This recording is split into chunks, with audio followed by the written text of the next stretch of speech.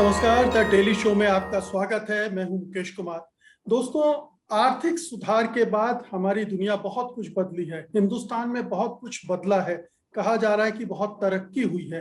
हालांकि इसके दूसरे पहलू भी हैं। तरक्की हुई है तो आर्थिक विषमता भी बढ़ी है। बहुत सारे हाशिए में रहने वाले लोगों की स्थितियां और बिगड़ी भी हैं। लेकिन एक ये दूसरा मसला है। हम ये भी देखना चाहते हैं कि 30 साल के दौरान जो आर्थिक सुधार हुए हैं उनका भारतीय राजनीति पर क्या असर पड़ा है। भारतीय राजनीति का एजेंडा कैसे बदला है, कितना बदला है, किस दिशा में बदला है, और जो राजनीति का चरित्र है उसमें किस तरह के परिवर्तन आए हैं, हमारे नेताओं में क्या परिवर्तन आए हैं। तो एक पूरी राजनीति जो इस 30 साल में बदली है उसकी रूपरेखा हम आपके सामने रखना चाहते हैं। और इसके लिए हमारे साथ अभय कुमार दुबे जी जैसे बेहतर व्यक्ति और कौन हो सकता है, जो तमाम इस दौरान बहुत करीब से भारतीय राजनीति को देखते रहे हैं, विश्लेषित करते रहे हैं। तो सबसे पहले अभय जी, आपका कार्यक्रम में स्वागत है।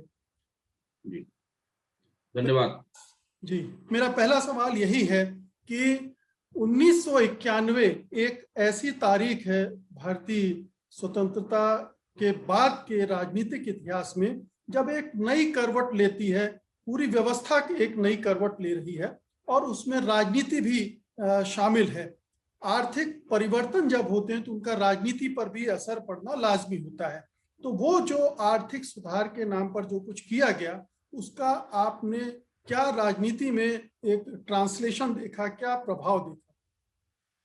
देखिए, 90 के दशक की बिल्कुल शुरुआत में जब मनमोहन सिंह इस देश के वित्त मंत्री थे और चिदंबरम साहब वाणिज्य मंत्री थे और मोंटेक सिंह अहलूवालिया सरकार के मुख्य आर्थिक सलाहकार थे, इन सब लोगों ने मिलकर इस देश में आर्थिक सुधारों का सिलसिला शुरू किया था और उसमें बाजार की शक्तियां भारतीय अर्थव्यवस्था के ऊपर हावी होती चली गई और पब्लिक सेक्टर का जो प्रभाव था उस प्रभाव को धीरे धीरे लगातार घटाया गया। सरकार की जो विनियमनकारी रेगुलेटरी शक्तियां थी उन शक्तियों में बड़े पैमाने पर कमी की गई और ये कहा गया कि अर्थव्यवस्था की जो एनिमल स्पिरिट है उस एनिमल स्पिरिट को पूरी तरीके से बढ़ावा देना है ताकि हमारा जो जीडीपी है, कुल घरेलू उत्पाद है, उसके अंदर बड़ा जबरदस्त उछाल आए। जहां तक आंकड़ों का सवाल है, मैं ये कहूंगा कि 2009 के चुनाव से पहले तक भारतीय अर्थव्यवस्था ने इन आर्थिक सुधारों के कारण काफी प्रगति देखी। जीडीपी भी बहुत तेजी के साथ बढ़ा और भारत की जो विदेशी मुद्रा की स्थिति थी उस मुद्रा में भी उसमें भी इजाफा हुआ और बड़े पैमाने पर एक विशाल मध्य वर्ग हम लोगों के सामने धीरे धीरे कर उभरने लगा। उसकी संख्या और दायरा बहुत बढ़ा। लेकिन जब हम इन बातों की चर्चा करते हैं और ये सब बातें सब लोग जानते हैं और इन बातों के बारे में अखबारों में बहुत लिखा जा चुका है, टीवी भी बहुत बोला जा चुका है, बहुत एकेडमिक काम हो चुका है, इनको दोहराने से कोई लाभ नहीं है। आपका जो सवाल है वो ये है कि इस आर्थिक परिवर्तन का राजनीति से क्या संबंध था, तो फिर मैं कहूंगा कि हम लोगों को फिर 1990 के साल में जाना चाहिए, 1990-91 के साल में जाना चाहिए जब ये आर्थिक सुधार लाए जा रहे थे। उसी वक्त दो और घटनाएं हो रही थी। एक घटना थी जिसको राम जन्मभूमि आंदोलन हम कहते हैं और दूसरी घटना थी मंडल कमीशन की सिफारिशों का सरकार द्वारा माना जाना और अन्य पिछड़े वर्गों को 26% आरक्षण मिलना सरकारी नौकरियों में, और इस मंडल कमीशन की सिफारिशों के खिलाफ एक आरक्षण विरोधी आंदोलन का जन्म लेना। तो एक साथ अगर आप एक लोकप्रिय किस्म के फिक्रे में इस चीज को व्यक्त करना चाहें तो एक साथ मंडल, भूमंडल और कमंडल, ये तीनों परिघटनाएं एक साथ घटित हो रही थी। ये भारतीय राजनीति के इतिहास का एक अनोखा क्षण था। इन तीनों परिघटनाओं ने आपस में मिलकर राजनीति करने के जो पुराने तरीके थे उनको तकरीबन बेकार कर दिया। देखिए, जब पब्लिक सेक्टर का महत्व कम हुआ, जब कानूनों में तब्दीली हुई, तो और लोगों की मिडिल क्लास के उभरने के कारण लोगों की आर्थिक महत्वाकांक्षाओं में भी परिवर्तन हुआ। इस प्रक्रिया में हुआ ये कि जो पुराने किस्म की मजदूर और किसान राजनीति होती थी, यानी किसान सभा बनाई जाती थी, फिर उसमें गरीब किसानों को गोलबंद किया जाता था, जो कम्युनिस्ट पार्टियां, सोशलिस्ट पार्टियां, एक जमाने में कांग्रेस भी करती थी, जो या वो भारतीय जनता पार्टी भी, उसके पास भी एक भारतीय किसान संघ था, है, तो वो भी पुराने किस्म की जो किसान राजनीति थी वो करना तकरीबन, उससे कोई राजनीतिक लाभ होना बंद हो गया। इसी तरीके से पुराने तरह की जो मजदूर वर्ग की राजनीति थी, जो ट्रेड यूनियन पॉलिटिक्स थी, वो ट्रेड यूनियन पॉलिटिक्स भी जो है वो पुराने तरीके से करने का कोई लाभ नहीं रह गया। तो ये जो प्रक्रिया चली, इसने राजनीति करने के दो तरीके, तो इस तरीके से दो तरीकों को इस तरह से लगभग पृष्ठभूमि में धकेल दिया। अब तीसरा तरीका ये था कि मध्यवर्ग जो था वो अपने रेडिकल समतामूलक आदर्शों के तहत मध्यवर्ग के नौजवान पार्टियों में होल टाइमर बनकर आते थे, राजनीतिक कार्यकर्ता बनकर उतरते थे और सारा जीवन उसके अंदर लगाते थे। पढ़े लिखे नौजवान, अच्छे परिवारों के नौजवान, गरीब परिवारों से भी आए हुए नौजवान, कमजोर जातियों के नौजवान या ऊंची जातियों के नौजवान, वो अपना जो वर्गीय आधार था, उस वर्गीय आधार को छोड़कर, उससे असंतुष्ट होकर समाज परिवर्तन की राजनीति में जुड़ते थे। तो समाज परिवर्तन की राजनीति का ये मुहावरा भी इस मंडल कमंडल और भूमंडल की प्रक्रिया से ये भी पृष्ठभूमि में चला गया। हाँ, पार्टियों को होल टाइमर मिलना कम हो गए। पार्टियों ने शिकायत की, यहां तक राष्ट्रीय स्वयंसेवक संघ ने भी शिकायत की कि अब उसे उस तरीके से प्रचारक नहीं मिल रहे हैं, क्योंकि दरअसल देखा जाए तो जो पूर्णकालिक राजनीति करने वाला बंदा है उसका पैटर्न सब पार्टियों में एक ही होता है, विचारधाराएं अलग अलग है। आमतौर पर पूर्णकालिक कार्यकर्ता बहुत सादगीपूर्ण जीवन गुजारते हैं, उनको व्यंग से झोला वाला भी कहा जाता है, और बहुत कम संसाधनों में उनका जीवन गुजरता है। इससे उनके परिवारों को कष्ट भी होता है, चाहे वो राष्ट्रीय स्वयंसेवक संघ के प्रचारक हो, जीवनदानी प्रचारक हो, या कम्युनिस्ट पार्टियों के होल टाइमर हो, या समाजवादी आंदोलन में काम करने वाले कार्यकर्ता हो। इन दरअसल देखा जाए तो इन लोगों की जिंदगी का पैटर्न एक ही होता है। धीरे धीरे इस तरह के कार्यकर्ताओं की संख्या कम होने लगी और राजनीति में इन लोगों की जरूरत भी कम होने लगी। तो इस तरह के कई ऐसे परिवर्तन हुए। अब आप देखिए, एक सबसे बड़ा विरोधाभास, इसकी तरफ मैं मुकेश आपका ध्यान खींचूंगा और मैं चाहूंगा कि आप भी इसके ऊपर कुछ कहें, कि जब देश में अर्थनीति इतनी तेजी के साथ बदल रही थी, उसी वक्त कुछ ऐसा अदृश्य सा, अबोला सा घटित हुआ जिसने जो व्यवहारिक राजनीति थी, यानी जो जनता की गोलबंदी करने वाली व्यवहारिक राजनीति थी, उसको आर्थिक प्रश्न से काट दिया। यानी उसके बाद में बेरोजगारी के सवाल पर, महंगाई के सवाल पर और गरीबी के सवालों पर राजनीति होनी तकरीबन धीरे धीरे करके बंद हो गई। आप देखिए आज कितनी महंगाई है, कितनी बेरोजगारी है, इसकी कोई सीमा नहीं है। भारत के इतिहास में सबसे ज्यादा महंगाई, बेरोजगारी है इस वक्त, लेकिन यह किसी भी पार्टी का एजेंडा नहीं है। इस सवाल के ऊपर कोई भी राष्ट्रीय गोलबंदी नहीं हो रही है, ना कोई करना चाहता है, केवल हम ही लोग चर्चा करके इस बारे में रह जाते हैं। जी। तो अर्थनीति को राजनीति से, मतलब नई अर्थनीति जो थी उसका प्रभाव यह पड़ा कि आर्थिक प्रश्न राजनीति से पूरी तरीके से कट गए। एक और बहुत महत्वपूर्ण परिवर्तन हुआ जो मैं आपके सामने रख दूं, फिर हम लोग इस पर चर्चा करेंगे, कि जन आंदोलन लगभग अनुपस्थित हो गए। पहले यह माना जाता था कि जो सड़कों को भरेगा और जो जेलों को भरेगा वही संसद और विधानसभा को भी भरेगा। तो इस तरह की बात मानी जाती थी, जो जितना सड़क पर निकलेगा, आंदोलन करेगा, लाठी गोली खाएगा, जो गिरफ्तारियां देगा जितना, फिर वो चुनाव लड़ेगा और दबदबे के साथ में वो जनता का प्रेम भी हासिल करेगा। ये सब चीजें खत्म हो चुकी हैं। राजनीति करने के पुराने तरीके निष्प्रभावी हो गए हैं और अब राजनीति, उसके बाद से जो राजनीति धीरे धीरे होनी शुरू हुई, वो कुछ और हो गई है। अंतिम बार दाम बांधो काम दो का नारा कब दिया गया था, आप बताइए, याद कीजिए। समाजवादियों ने 60 और 70 के दशक में ये नारा दिया था, दाम बांधो और काम दो। उसके बाद अंतिम बार ये नारा सीपीआई एमएल ने 1990-91 में दिया था, जब यहां पर बोट क्लब पे उन्होंने अपनी रैली की थी। विनोद मिश्रा की अध्यक्षता में जो रैली हुई थी, उसमें अंतिम बार दाम बांधो काम दो, यानी एक राजनीतिक दल ने महंगाई और बेरोजगारी के सवाल को मुद्दा बनाकर एक बड़ी रैली बोट क्लब पर अंतिम बार वो की थी। उसके बाद से इन प्रश्नों के ऊपर राजनीति होनी बिल्कुल बंद हो चुकी है। अभय जी, इसको इस तरह से देखें कि 1991 में एक इकोनॉमिक क्राइसिस पैदा हुई और उसका इस्तेमाल जो शासक वर्ग है उसने इस तरह से किया कि पूरा जो ये प्रो पीपल जो एजेंडा था राजनीति का, उसको हाशिए पे कर दिया और ये कहा कि ये आर्थिक संकट है, हमारी जीडीपी सबसे प्रमुख है, हमारा विकास सबसे प्रमुख है, बाजार प्रमुख है और कारपोरेट सेक्टर प्रमुख है। तो उसने इन पर इतना जोर दिया और उसकी वजह से थोड़ा विकास हुआ, तो एक मिडिल क्लास जो पैदा हुआ, उसके सरोकार जो पहले वाला मिडिल क्लास था उससे बिल्कुल भिन्न हो गए।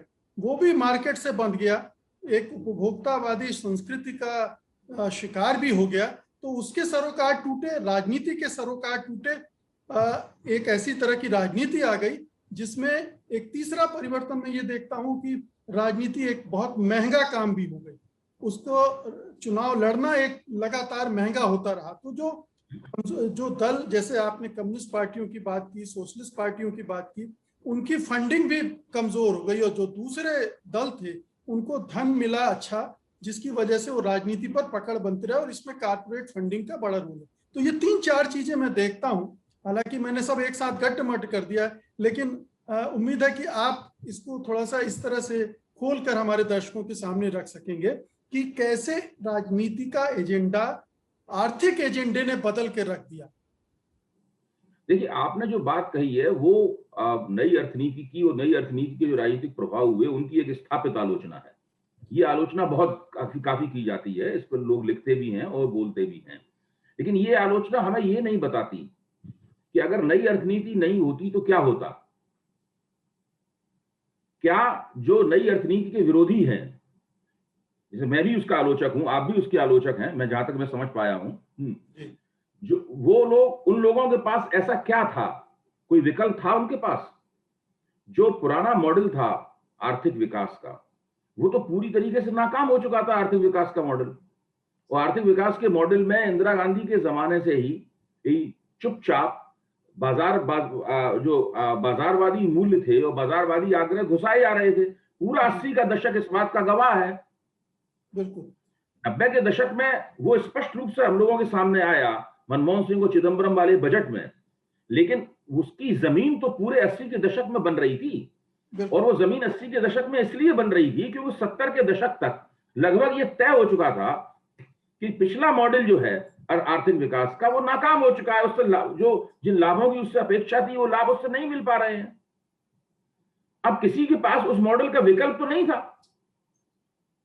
जो लोग वामपंथी उदारतावादी हैं, लेफ्ट लिबरल्स हैं, मतलब क्या उनके पास ऐसा कोई मॉडल था जिसको लेके वो मनमोहन सिंह के सामने और चिदम्बरम के सामने रख सकते कि अरे भाई ये तो आपका मॉडल ठीक नहीं है, ये हमारा मॉडल है, इसको देखिए आप। तो आलोचना तो खैर हम लोग करते ही हैं, लेकिन हम लोग इस प्रश्न के ऊपर भी विचार करें कि वो समस्या क्या थी। दूसरे, जब राजनीति पर पड़ने वाले असर हैं, वो असर बिल्कुल आपने जो कहा बिल्कुल ठीक कहा। हम दोनों एक ही मुकाम पर खड़े हुए हैं इस सवाल पर, दोनों में सहमति है, लेकिन थोड़ा सा एक लेटरल थिंकिंग भी करनी हम लोगों को चाहिए। उसमें हम लोगों को ये देखना चाहिए कि राजनीति में जातियों को जोड़कर बड़े बड़े बहुमत बनाने की जो युक्ति है, इस युक्ति का प्रयोग तो 80 के दशक में होने लगा था। प्रोफेसर रजनी कोठारी ने इसको एक गणन शास्त्र कहा था और इस युक्ति को सांप्रदायिक शक्तियां भी कर रही थी इस्तेमाल इसका, और अपने आप को वामपंथी और सेकुलर कहने वाली शक्तियां भी इसका इस्तेमाल कर रही थी।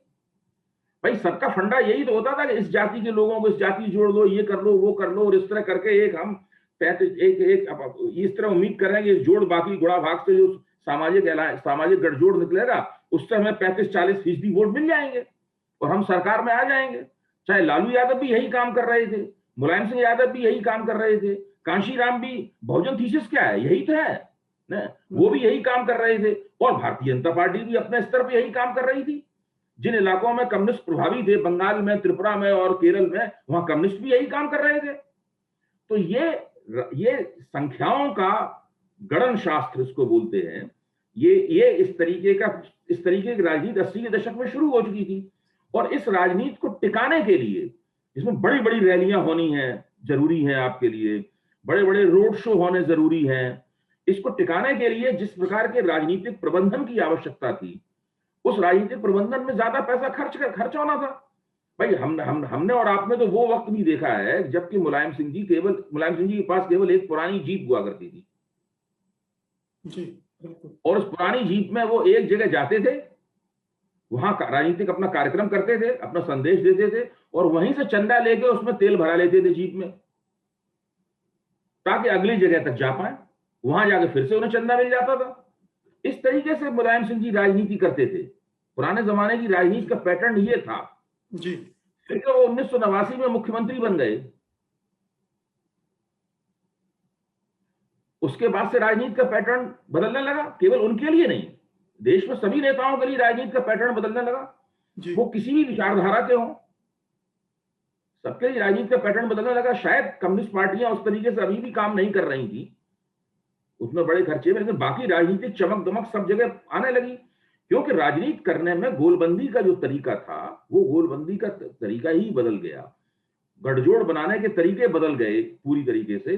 और 90 के दशक में जब मध्य वर्ग की तेजी से बढ़ते, संख्यात्मक दृष्टि से बढ़ते हुए मध्य वर्ग की जो आर्थिक महत्वाकांक्षाएं थी, जब बाजार की शक्तियों ने उन आर्थिक महत्वाकांक्षाओं को बदला, तो सब कुछ बदलता हुआ दिखाई पड़ा हमें।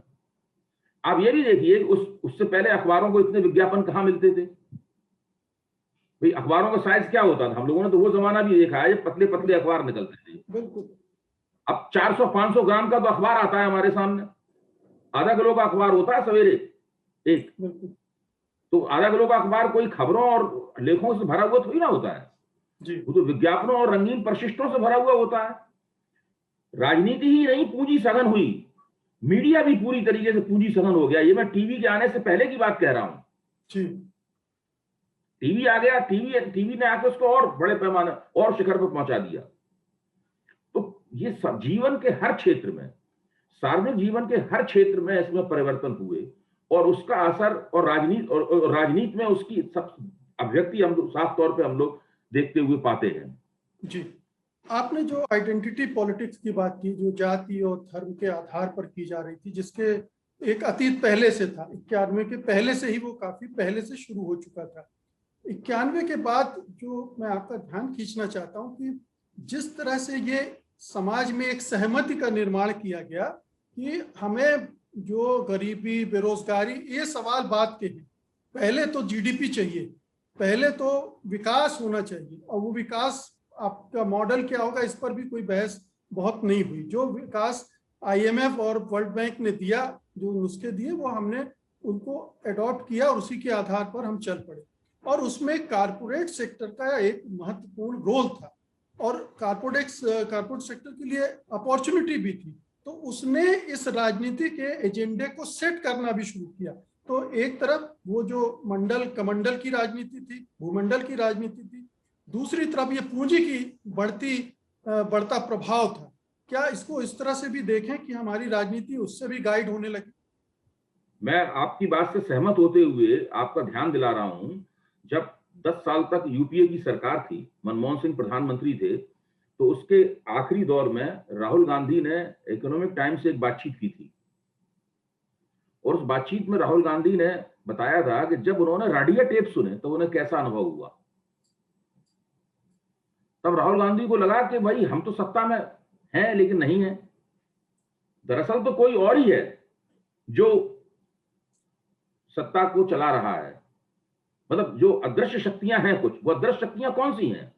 उस वक्त तक हिंदुस्तान की कारपोरेट पूंजी थी, वो बहुत शक्तिशाली हो चुकी थी, और वो दरअसल राजनीति को अपने तरीके से निर्देशित कर रही थी। वो मीडिया के जरिए उसमें हस्तक्षेप कर रही थी, पार्टियों को चंदा देने के जरिए उसमें हस्तक्षेप कर रही थी, और नेताओं को राष्ट्रीय मंच पर पेश करने के जरिए उसमें हस्तक्षेप कर रही थी।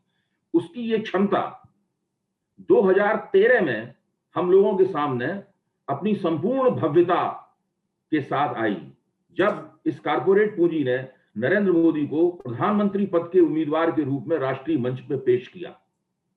इससे पहले जो वाइब्रेंट गुजरात के सम्मेलन हुआ करते थे, उन सम्मेलनों में देश के बड़े बड़े पूंजीपति माइक के सामने खड़े होकर पहले तो ये बताते थे कि देखिए हम लोग हर सम्मेलन में आते हैं, हमारी हाजिरी लगा लीजिए, हम पिछले में भी आए थे, पिछले में भी आए थे, पिछले में भी आए थे। पहले तो अपनी हाजिरी लगवाते थे ताकि वो अपनी निष्ठा व्यक्त कर सकें। उसके बाद वो कहते थे कि देश का राजा कैसा हो, नरेंद्र मोदी जैसा हो। और इससे पहले ऐसा कभी नहीं हुआ था कि किसी कारपोरेट पूंजी ने निजी पूंजी का जो सबसे बड़ा संकेंद्रण है, उसने किसी राजनीतिक नेता के ऊपर इतना बड़ा दांव लगाया हो, और वो दांव आज तक जारी है। मैं ये मानता हूं देश की कारपोरेट पूंजी पूरी मजबूती के साथ आज भी नरेंद्र मोदी के पीछे खड़ी हुई है जी। और वो नरेंद्र मोदी ने जो स्थिरता प्रदान की है, राजनीतिक स्थिरता प्रदान की है इस पूरे तंत्र को, उसको वो कहीं भी गड़बड़ाने नहीं देना चाहती। इसीलिए जैसे ही भाजपा और भाजपा की सरकार किसी संकट में फंसती है, मीडिया का एक बहुत बड़ा हिस्सा उसका बचाव करने के लिए मैदान में आ जाता है और फिर तरह तरह की युक्तियों के जरिए एक बचाव की एक कवच कुंडल बनाया जाता है जो भाजपा की सरकार को पहना दिया जाता है। एक फर्क हर चीज में, हाँ, सारे प्रतिरोध की सारी चीजों में जो है वो, और विरोध की सारी राजनीति के अंदर कमियां निकालने लगती। इसमें एक नई प्रवृत्ति और पैदा हुई है, वो ये है कि भारत के इतिहास में पहली बार, और मीडिया के इतिहास में पहली बार, राजनीति के इतिहास में पहली बार, मीडिया विपक्ष के पीछे डंडा लेकर पड़ा हुआ है। बजाय इसके कि सरकार से सवाल पूछे जाए, ज्यादातर सवाल विपक्ष से पूछे जाते हैं। ऐसा पहले कभी नहीं होता था, उस वक्त भी नहीं होता था, विपक्ष कमजोर था। 90 के दशक के दौरान जब विपक्ष थोड़ा मजबूत हुआ तब भी नहीं होता था ये। लेकिन ये 2014 के चुनाव के बाद में ये एक प्रवृत्ति पैदा हुई है कि विपक्ष सरकार के प्रवक्ता के तौर पर अपने आप को पेश करता है और मीडिया सरकार के प्रवक्ता के तौर पर अपने आप को पेश करता है और सारे सवाल उसके विपक्ष से होते हैं। तो ये इसका तो यही मतलब हुआ कि जो कारपोरेट पूंजी राजनीति में पैसा लगा रही थी वो मीडिया में भी लगा रही थी। कारपोरेट पूंजी मीडिया को भी कंट्रोल कर रही है, राजनीति को भी कंट्रोल कर रही है, दोनों के उद्देश्य एक हैं, इसलिए दोनों की जुगलबंदी चल रही है। नहीं, बात आपकी सही है, लेकिन थोड़ा और जटिल किस्म की परिस्थिति है। जैसे मीडिया के अंदर जो पूंजी लगी हुई है, अगर आप उसकी संरचना के ऊपर गौर करें, आप तो इन बातों से अच्छी तरीके से वाकिफ हैं, वो उसमें कई तरह की पूंजी मीडिया में लगी हुई मिलेगी आपको। एक तो बड़ी कारपोरेट पूंजी तो लगी हुई है ही, कुछ कारपोरेट घराने हैं, इसके लगभग सभी टीवी चैनलों में उसका एक हिस्सा जो है उसका मालिकाना उन लोगों के पास है। अखबारों में बड़ी पूंजी लगी हुई है, पहले से अखबार भी बहुत पूंजी सघन धंधा हो गया है। इसी के साथ में राजनीतिक दलों ने भी मीडिया में बहुत बड़े पैमाने पर अपनी पूंजी लगाई है।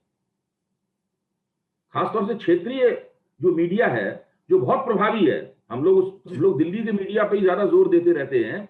क्षेत्रों में जो मीडिया है, वहां पे जो नेटवर्क है, वहां पे जो केबल नेटवर्क है और वहां के जो चैनल हैं, वो पॉलिटिकल पार्टीज चलाती हैं वो चैनल।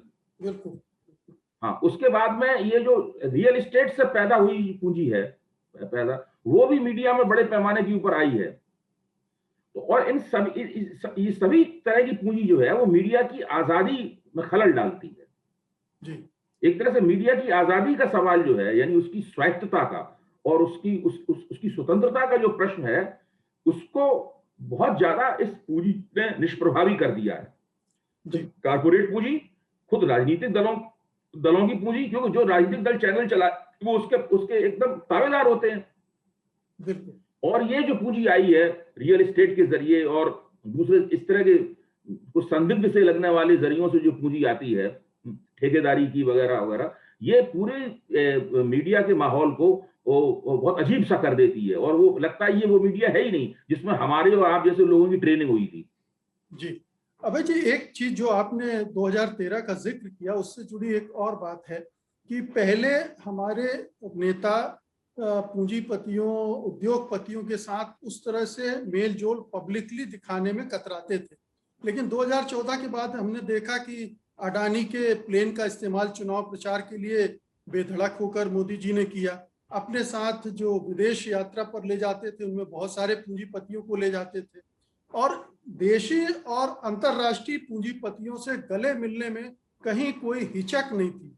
तो ये पूंजी का बढ़ता प्रभाव और पूंजी के प्रभाव में हमारी राजनीति का आना, उसके सामने समर्पण करना, उससे गलबहियां करना, ये भी हमारी राजनीति में एक नया चरित्र को जोड़ने वाला रहा। 90 के शुरू के जिस क्षण के इर्द गिर्द हम लोग सारी चर्चा कर रहे हैं, उस क्षण की एक खास बात ये भी थी कि उसने पहली बार देश के सामने बिना किसी संकोच के उस क्षण में कहा कि पूंजीवाद कोई बुरी चीज नहीं है। पूंजी कोई बुरी चीज नहीं है, मुनाफा कमाना कोई बुरी चीज नहीं है,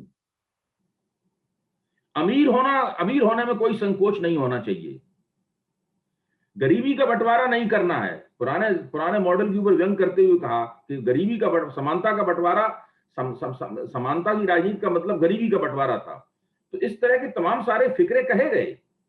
मुझे अच्छी तरीके से याद है कि रिलायंस वालों का जो एक ऑब्जर्वर फाउंडेशन था, उसने एक उन दोनों शुरुआत में एक वो निकाली थी, एक पत्रिका निकाली थी, इसमें कई तरह के लेख थे। तो उन कई लेखों में ये कहा गया था कि अब पहली बार जो है वो व्यापारियों का जमाना आया है। अभी तक तो ब्राह्मणों की हुकूमत रहती थी, कभी ठाकुरों की हुकूमत रहती थी, वैश्यों की हुकूमत जो है ना वो पहली बार आई है। यानी जो लोग व्यापार कर सकते हैं, जो लोग धन के साथ अच्छा एक सकारात्मक संवाद स्थापित कर सकते हैं, जो पूंजी प्रबंधन में माहिर होते हैं, तो उनका जमाना आ गया है। तो इस तरह की बातें बौद्धिक स्तर पर और व्यवहारिक स्तर पर की जाने लगी। तो धीरे धीरे ये अपने आप में कोई संकोच का विषय नहीं रह गया कि आप पूंजीपतियों के साथ गलबहियां डाले हुए दिख रहे हैं। फिर उद्योगीकरण करने के नाम पर सभी सरकारें बड़े बड़े मेले लगाने लगी, हमारे निवेश आए, उद्योग आए हमारे राज्य में। हर नया मुख्यमंत्री चुनते ही सबसे पहला काम ये करने लगा कि वो, चाहे वो योगी जी हो या कोई और दूसरे मुख्यमंत्री हो, कि बड़े बड़े इंडस्ट्रियल मेले लगाए जाएं। तो इस प्रकार से सत्ता और पूंजी का जो संबंध था पहले भी था, लेकिन वो गुप्त रहता था, पर्दों के पीछे रहता था। वो खुल के सामने आया और बिना किसी संकोच के वो अपनी गतिविधियां करने लगा। जी, ये तो हमारे सामने इस वक्त जो पूरा नजारा बनता है वो ये नजारा ये है कि जो कारपोरेट पूंजी है वो राजनीतिक सत्ता की एक बहुत बड़े नियामक के तौर पर उभरी है। और ऐसी कोई सत्ता जो इस पूंजी के हितों के खिलाफ हो या इस पूंजी के हितों में कोई संशोधन करना चाहती हो, जो संशोधन उन्हें पसंद ना हो, इस प्रकार की सत्ता ना इस देश में अब आने दी जाएगी, और अगर आ भी गई तो वो टिकने नहीं दी जाएगी। जी, इस दौरान एक जन धारणा ये भी बनाई गई कि ये जो मजदूर आंदोलन होते हैं वो देश की प्रगति में बाधक हैं। किसान आंदोलन के प्रति हमारे मिडिल क्लास का रवैया हम अभी भी देख रहे हैं। इस तरह के जितने भी आंदोलन होते हैं उनके बारे में एक नकारात्मक धारणा बनाकर उनको एक तरह से खारिज करने की प्रवृत्ति हुई और ये न्यायपालिका तक में घुस गई। उसने भी इसको इसी तरह से देखा और चाहे मजदूरों की हड़तालों का मामला हो, उसके मामले में कई इस तरह के निर्णय दिए कि वो उनको गलत ढंग से पेंट किया गया। तो इन मजदूरों और ये मेहनतकश वर्ग से राजनीति के हटने का एक पूरा आधार बनाया गया इन वर्षों में। और वो जाहिर है कि जिस राजनीति की आप बात कर रहे हैं कारपोरेट कंट्रोल के हक में थी और राजनीति के एजेंडे से वो चीजें पहले से बाहर हो रही थी और बाहर हो गई। देखिए, आप जो बात कर रहे हैं वो सही बात है और ये एक तथ्य है, आप तो एक तथ्य बता रहे हैं। प्रश्न ये है कि ये हुआ क्यों? जो लोग ऐसा होने से रोक सकते थे उन लोगों ने क्या किया?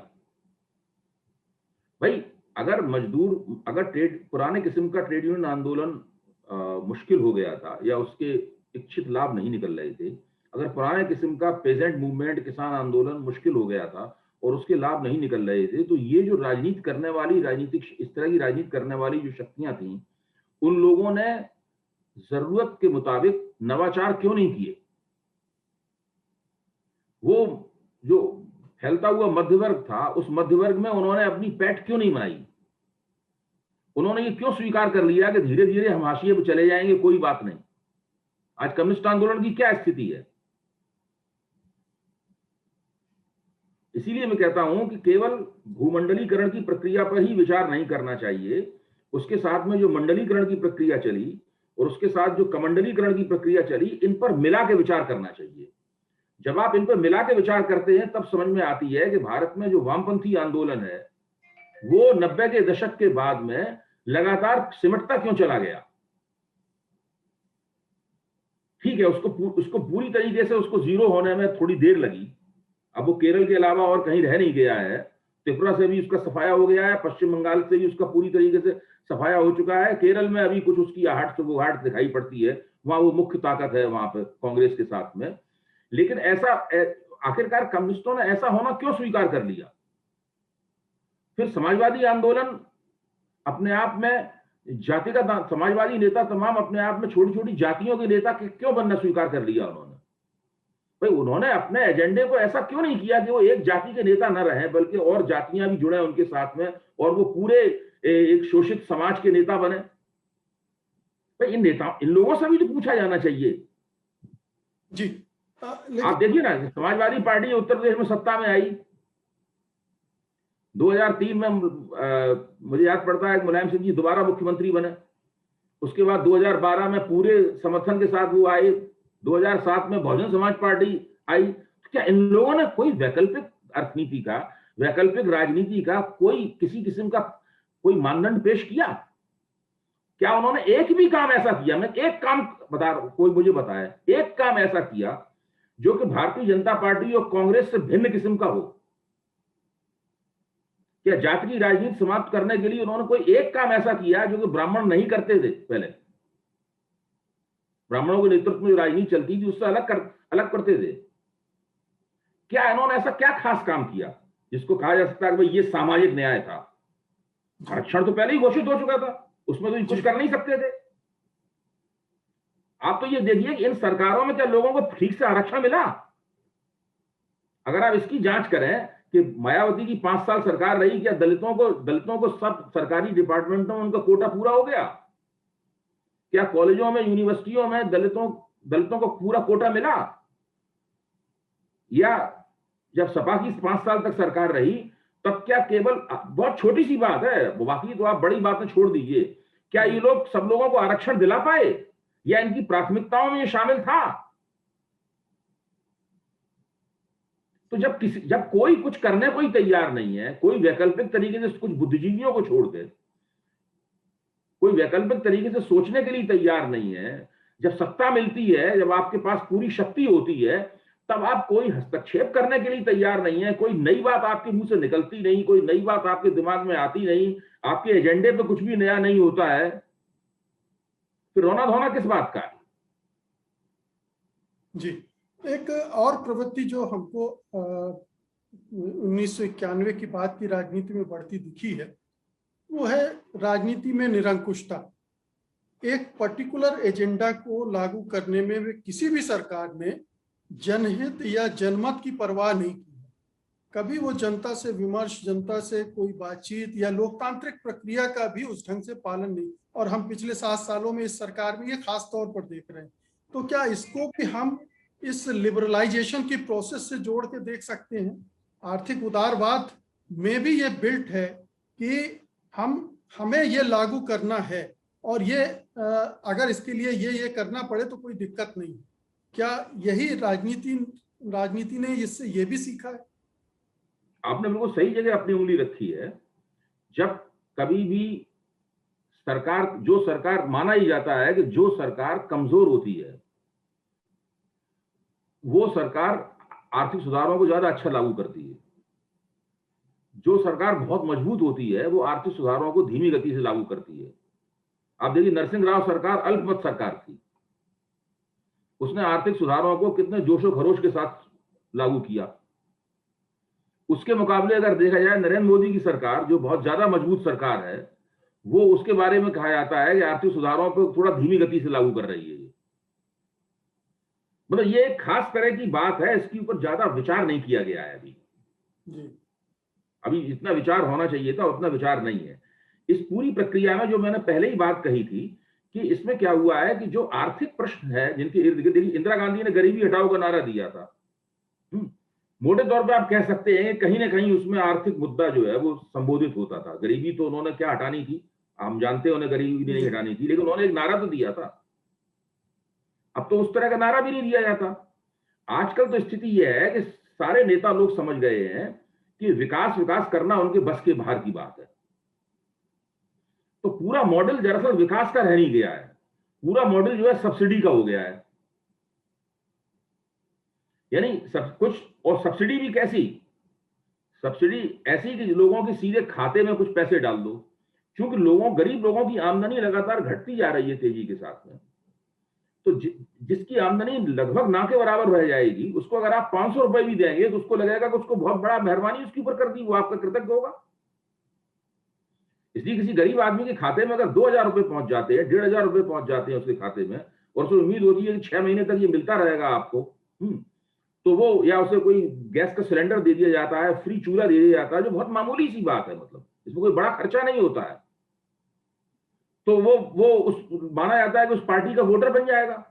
वो हम लोग चुनाव विश्लेषण में भी कहते हैं कि इसकी वजह से इसको वोट मिला होगा। इस तरह की बातें भी कही जाती हैं।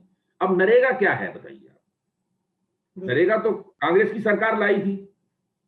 नरेगा तो जो जिस समाज में भुखमरी जिस समाज में भुखमरी है, लोगों के पास 2 जून के लिए खाने के लिए ना है और ना काम करने के लिए उनके पास रोजगार है, मतलब जो है एक इस तरह की परिस्थिति को संबोधित करने वाली योजना है। और ऐसी योजना पे हम लोग ताली पीट-पीट के इसकी तारीफ करते हैं और मानते हैं इसकी वजह से 2009 का चुनाव अच्छी तरीके से जीत लिया गया कांग्रेस ने। मतलब आप देखिए ना, ये सारी चीजें कितनी ज्यादा सेल्फ डिफीटिंग है। बिल्कुल। चाहे वो भारतीय जनता पार्टी कर रही हो या कांग्रेस कर रही हो या कोई और पार्टी कर रही हो। देखा जाए तो इस देश में किसी भी राजनीतिक दल के पास में, कम्युनिस्ट पार्टी समेत, कोई भी वैकल्पिक आर्थिक एजेंडा नहीं है। और चुनाव, कोई भी पार्टी ये आंदोलन चलाने के लिए तैयार नहीं है कि वो चुनाव लड़ने का एक किफायती मॉडल विकसित किया जाए। भाई क्यों?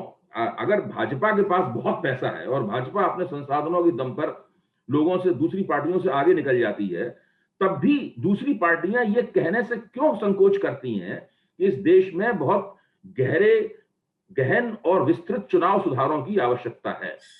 चुनाव लड़ने का एक ऐसा मॉडल बनाया जाना चाहिए जो बहुत ही किफायती किस्म का मॉडल हो। चुनाव में इतना पैसा क्यों खर्च किया जाए?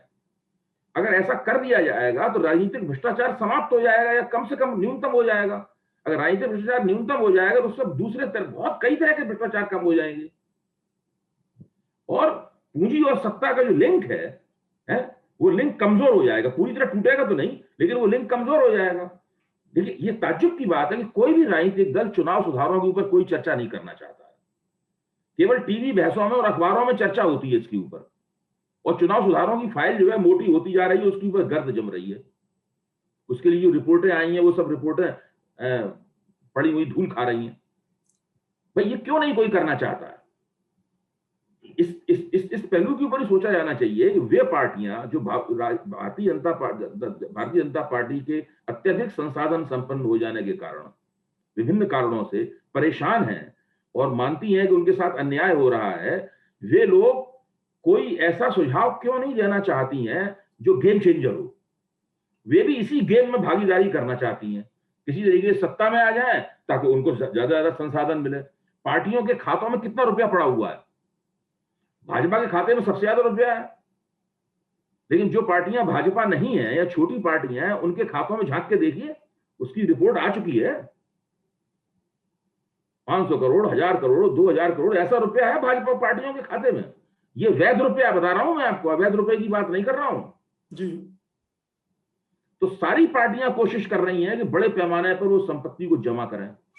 क्षेत्रीय शक्तियां जो सत्ता में बार बार आ जाती हैं, इसलिए उस संपत्ति के जरिए वो अपना मीडिया खड़ा करती हैं और निष्पक्ष स्वतंत्र प्रेस का कोई वजूद खत्म हो जाता है इसके चलते। तो परत दर परत लगातार इस तरह की परिस्थिति बन रही है, जिससे लोकतंत्र मात्रा में बढ़ रहा है लेकिन गुण में लगातार उसका क्षय हो रहा है। जी। तो अब इस जिस मोड़ पर हम लोग पहुंच चुके हैं, आपको क्या लगता है राजनीति का विकास इसी तरह से होगा आगे? आपको विपक्षी दलों में एक तरह की पस्ती दिख रही है, वो विवशता के भी शिकार हैं और आइडिया की कंगाली के भी शिकार हैं। दोनों तरह से उन्हें लग रहा है कि ये जो सत्ता में है ये किसी तरह के बदलाव के लिए तैयार नहीं होगा। चुनाव सुधार तो दूर, जब इलेक्शन बॉन्ड जैसी हरकत कर सकती है सरकार, तो आपको तो कोई मौका देने वाली नहीं। न्यायालय से कोई गुंजाइश दिखती नहीं है। ऐसे में उनके पास क्या रास्ते हैं? एक, विपक्ष की राजनीति, और जो सत्ता में जो दल होते हैं, आज नरेंद्र मोदी है, कल कोई और होगा, वो भी यही कारपोरेट एजेंडे को लेकर आगे बढ़ने वाली राजनीति होगी। अभी फिलहाल इसमें कोई विराम नहीं लगता। नहीं, आप ठीक कह रहे हैं। विपक्ष तो हाथ पर हाथ रख के बैठा हुआ है। वो सोच रहा है कि भारतीय जनता पार्टी अपनी गलती से फिसल जाएगी और कुर्सी खाली हो जाएगी, हम कूद के उस कुर्सी पे बैठ जाएंगे। और भारतीय जनता पार्टी ऐसा मौका देने के लिए तैयार नहीं है जो मौका कांग्रेस ने दिया था भाजपा को। ये मौका कांग्रेस ने गलती से भाजपा को दे दिया था। आज कांग्रेस उस बात पे अफसोस करती है। लेकिन अब भारतीय जनता पार्टी को एक बार ये मौका मिल गया है और उसने इस तरीके से अपना पूरा तंत्र बना लिया है भाजपा ने। पार्टी के अंदर भी, पहले देखिए, आप देश को दूसरी संस्थाओं को बाद में कैप्चर करते हैं, पहले तो अपनी पार्टी कैप्चर करते हैं। आज वो भाजपा रह नहीं गई है, सबसे पहले तो भाजपा को कैप्चर किया गया। उसके बाद में लोकतंत्र, जो मैं कहता नहीं हूं, मैं इस बात को लोग थोड़ा हंसते भी हैं सुन के, मुझे भी कहते हुए लगता है कि मैं कोई व्यंग की बात कर रहा हूं। भारतीय जनता पार्टी 3C पे चलती है। Capture, control and centralisation. कुछ भाजपा के प्रवक्ताओं से आप अंदर खाने बातचीत कीजिए तो कहते हैं कि भाई ऐसा कैप्चर करने वाला नेतृत्व तो हमने कभी नहीं देखा। सब कुछ कैप्चर कर लिया है, कुछ नहीं है भाजपा के अंदर, पत्ता भी नहीं हिल सकता है। इतनी सेंट्रलाइज्ड पार्टी तो माओ सेतुंग के नेतृत्व में कम्युनिस्ट पार्टी चीन की नहीं होगी, जितनी बीजेपी आज सेंट्रलाइज्ड पार्टी है। तो 3C पे चलता है पूरा का पूरा मामला। सार्वजनिक जीवन में भी इसी तरीके से पूरा मामला है, जिसको आप कह सकते हैं कि 3B कह सकते हैं उसको आप। एक बी है ब्लफ, दूसरा है ब्लस्टर और तीसरा है बुलिंग। यानी पहले तो आप झांसा दीजिए, शेखी बघारिए और उसके बाद सत्ता मिल जाए तो धौंसे आइए। तो 3B और 3C पे चल रहा है पूरा का पूरा तंत्र भारतीय जनता पार्टी का ये। और सब लोग जानते हैं, सब लोग उसके शिकार हैं, मार भी पड़ रही है सबको मौजूद है। लेकिन हालत ये है कि कोई कुछ कर नहीं पा रहा। जी, अंत में मैं कंक्लूड करने के लिए आपसे बोलूंगा कि 3-4 प्रवृत्ति जो आप पिछले 30 साल में आकार लेते हुए देख रहे हैं राजनीति में, अगर विपक्ष की राजनीति को भी शामिल कर लें, एक पूरी राजनीति के चरित्र में जो दिख रही हैं, वो क्या है? सबसे ज्यादा मुझे जो बात विचलित करती है वो मीडिया ने जिस तरह से विपक्ष को निशाना बनाना शुरू किया है। मैं कभी कभी व्यंग से कहता हूं विपक्ष की सुपारी उठा ली है मीडिया, इसको तो छोड़ना ही नहीं है किसी तरीके से। ये चीज बहुत विचलित करने वाली है मेरे लिए। दूसरी विचलित करने वाली चीज ये है कि हम जो हमारे और आपके जैसा जो बुद्धिजीवियों का समाज है, जो लोग विश्लेषण करते हैं, समाज में होने वाली कार्रवाइयों को समझने की कोशिश करते हैं, ये लोग एक तरह की एक राजनीतिक सहीपन, एक पॉलिटिकल करेक्टनेस के शिकार हो गए हैं बहुत ज्यादा, और लीक से हटके बिल्कुल सोचना नहीं चाहते हैं बिल्कुल। अब ये जो स्थापित किस्म की आलोचनाएं हैं, उन्हीं आलोचनाओं को दोहराते रहते हैं और लगता है कि उन आलोचनाओं को दोहरा के उन्होंने अपने कर्तव्य की इतिश्री कर ली है, जबकि वास्तव में राजनीतिक जमीन जो है वो बहुत ज्यादा शिफ्ट हो चुकी है। तो इन सब और बाकी तो सभी चीजें लगभग विचलित करने वाली हैं। जब लोकतंत्र की गुणवत्ता का इतना क्षय हो जाए और साथ में विस्तार भी उसका बहुत हो रहा है कि भारत बहुत बड़ा देश है, जनसंख्या बहुत बड़ी है, नए नए तबके उभर रहे हैं, उन सबकी लोकतंत्र में दावेदारी है, वो सब सरकार से, सत्ता से और सरकारी संसाधनों से कुछ ना कुछ हासिल करना चाहते हैं, चाहे आरक्षण के जरिए हासिल करना चाहें, चाहे लोकतंत्र के जरिए हासिल करना चाहें, चाहे चुनाव में भागीदारी के जरिए हासिल करना चाहें, सब लोग हासिल करना चाहते हैं। और साथ में जो क्षमताएं हैं वो बहुत सीमित हैं सरकार की। तो ऐसे में हो सकता है कि एक बड़े पैमाने पर निराशा भी पैदा हो सकती है, क्योंकि लोग जो गरीबी, बेरोजगारी, इन सब की हालत जो है, और सरकार के पास क्षमताएं आप जानते हैं बहुत सीमित हैं। पैसा नहीं है सरकार के पास, वो पैकेज, राहत का पैकेज तक देने की स्थिति में सरकार नहीं है। जो दूसरी चीजों पे ग्रांट वगैरह अनुदान दिया जाता था, वो सारे अनुदान बंद कर दिए गए हैं। तो इस वक्त सरकार की आर्थिक हालत बहुत ही खस्ता है। यहाँ तक कि कोविड में लोगों को राहत देने वाली बात जो कही थी, इसमें सुप्रीम कोर्ट ने सरकार को डांट लगाई है। सरकार जानती है कि उसको बहुत मुश्किल होगी अगर वो 50,000 या 1 लाख रुपए भी प्रति मृत्यु के हिसाब से वो राहत देने के लिए तैयार हो जाए। तो इतनी मुश्किलों की ये स्थिति है। तो ऐसे में एक ऐसा क्षण आ सकता है जबकि जनता के बड़े बड़े तबकों के अंदर काफी निराशा की स्थिति पैदा हो जाए, और ये महामारी के कारण ये परिस्थिति और भी ज्यादा संगीन हुई है। ऐसे में अगर ऐसा होगा तो लोकतंत्र में लोगों की रुचि बिल्कुल समाप्त हो जाएगी। और फिर अगर किसी वास्तव में एक घोषित तानाशाह का, अभी तो अघोषित तानाशाही है, घोषित तानाशाह का अगर उदय होगा तो लोग उसका स्वागत करेंगे। फिर हम लोग जिस तरह अभी विचार विमर्श कर पा रहे हैं, प्रोग्राम कर पा रहे हैं, इस तरह नहीं कर पाएंगे प्रोग्राम। तो कुल मिलाकर मैं आपकी बात, आज की बातचीत से ये कंक्लूड कर सकता हूं कि एक, कारपोरेट पूंजी का प्रभाव बढ़ा है, कारपोरेट एजेंडा सरकार के और राजनीति के एजेंडे में शामिल हो गया है। दूसरा, मीडिया पूरी तरह से सत्ता के साथ और कारपोरेट के साथ मिल गई है और विपक्ष को उसने खत्म करने का एक तरह से सुपारी ले ली।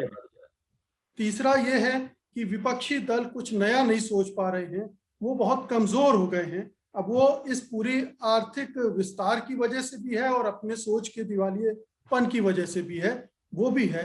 एक निरंकुशता राजनीति में बढ़ी है, और सबसे खतरनाक बात यह कि लोकतंत्र बहुत सिकुड़ा है, जो एक हमें तानाशाही की तरफ ले जा सकता है। इसमें एक चीज मैं और जोड़ देता हूं, जो मैंने कही भी थी, कि जो बुद्धिजीवी वर्ग है जी, हमारे और आपके, हम लोग भी उसी श्रेणी में आते हैं। जो बुद्धिजीवी वर्ग है वो भी नए तरीके से कुछ सोच पाने में असमर्थ है जी। उसने भी कोई बहुत ज्यादा नयापन, नवाचार करने की, नया इनोवेशन करने की क्षमता दिखाई हो, ये नहीं दिखाई पड़ता। वो पुराने फिक्रों का शिकार है, पुराने फ्रेमवर्क में चीजों को सोच रहा है, जबकि चीजों की गति है वो लगातार परिवर्तित हो रही है, बदल रही है। उसके साथ में जो दानिशमंद है, यानी अकलमंद लोग जो हैं, वो उसके साथ यात्रा नहीं कर पा रहे हैं। आप बिल्कुल सही कह रहे हैं। खासतौर से जो टेक्नोलॉजी का नया दौर आया है, उसने जो परिवर्तन समाज में, राजनीति में और तमाम क्षेत्रों में किए हैं, उससे खासतौर पर हम लोग का साबका नहीं है। उसको कैसे जोड़कर काम किया जाए, उसको कैसे उपयोग किया जाए, इस मामले में भी हम काफी पिछड़ेपन के शिकार हैं। टेक्नोलॉजी के साथ साथ जो जनता की महत्वाकांक्षाएं बदलती हैं, कोई समाज स्थिर होकर, ऐसा नहीं है आज से 100 साल पहले समाज जिस तरह सोचता होगा, उसकी जो आकांक्षाएं होंगी, 100 साल बाद के नौजवान की भी वही आकांक्षाएं होंगी। आज के जमाने के लड़के लड़की की जो आकांक्षाएं हैं, वो अपने जीवन को जिस रूप में देखते हैं, हम लोग 19वीं शताब्दी की जो विचारधाराएं थी और जो 20वीं शताब्दी के करीब 70%, 75-80% हिस्से में उस वक्त तक लगता था कि ये कामयाब है, उन्हीं विचारधाराओं की रोशनी में अपना सार्वजनिक विमर्श चलाते हैं। ये एक सबसे बड़ी समस्या है। और जबकि बाकी लोगों की महत्वाकांक्षाएं समय के साथ बदल रही हैं, उनके साथ उनको समझ पाने में हम लोग असमर्थ हैं। जब हम उनको समझ पाने में असमर्थ होते हैं तो हमें भी बड़ी निराशा होती है, ये क्या हो रहा है। जी, तो आप इशारा कर रहे हैं कि जो अकादमिक और बौद्धिक प्रतिष्ठान होता है किसी भी समाज में, वो भी इस दौरान ढह गया। उसने भी उम्मीद कोई नई चीज नहीं दी है जिससे इस परिस्थिति से निपटा जा सके। आप यही कह रहे हैं? बिल्कुल। तो बहुत बहुत शुक्रिया अभय जी, बहुत अच्छी बातचीत हुई। कुछ नए ढंग से चीजों को देखने परखने का एक जरिया भी मिला, और आपसे बातचीत करना हमेशा अच्छा लगता है। हमारे दर्शकों को भी हमारे दर्शकों को भी उम्मीद है कि आज कुछ नया फूड फॉर थॉट जिसको कहते हैं मिला होगा, और हम इन नई राजनीतिक परिस्थितियों को, जो आर्थिक सुधारों का अभी भजन कीर्तन चल रहा है, उसके बीच में इस पर भी विचार करेंगे। बहुत बहुत शुक्रिया आपका, धन्यवाद। बहुत बहुत धन्यवाद आपका भी, बहुत बहुत धन्यवाद, आपने बात कहने का मौका दिया।